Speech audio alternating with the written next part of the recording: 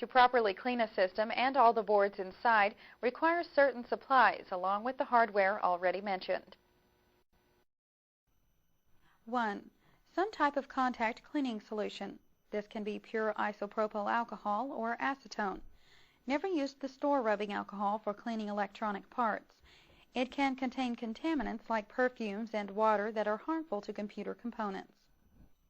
2.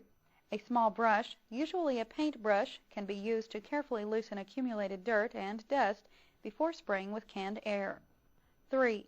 Lint-free foam cleaning swabs are used to wipe off electrical contacts and connectors, disk drive heads, and other sensitive areas.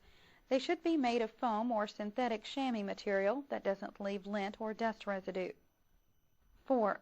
A small to medium-sized vacuum cleaner with a brush attachment. A vacuum cleaner works well with cleaning a system with large amounts of dust and dirt. In the next chapter, we'll disassemble our PC and give it a thorough cleaning.